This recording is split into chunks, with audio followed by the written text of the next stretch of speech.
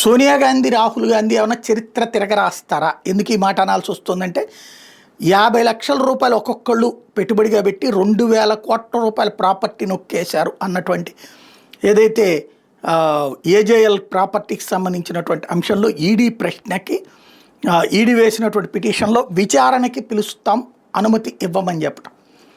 Court ఈడీకి అనుమతిస్తే వీళ్ళు వస్తారు, అయ్యాక అరెస్ట్ చేయాలి. చేస్తే ఆనాడు ఇందిరాగాంధీ అరెస్టును అడ్డం పెట్టుకుని సింపతి అంటే ఎమర్జెన్సీ అనే ఒక దుర్మార్గమైన పని చేసినటువంటి ఇందిరాగాంధీ, రాక్షసత్వం పని చేసినటువంటి ఇందిరాగాంధీ, 3 సంవత్సరాల పాటు ప్రజల్ని పీడించిన ఇందిరాగాంధీ, ఆ తర్వాత అధికారంలోకి వచ్చిన జనతా పార్టీ ఆమెని అరెస్టు చేసిందన్న కారణంతో విపరీతమైన సానుభూతి పొంది అధికారంలోకి వచ్చింది. ఇప్పుడు అలాంటి పరిస్థితే రావాలని కోరుకుంటున్నారు కాంగ్రెస్ వాళ్ళు అన్నటువంటిది ఇక్కడ కీ పాయింట్.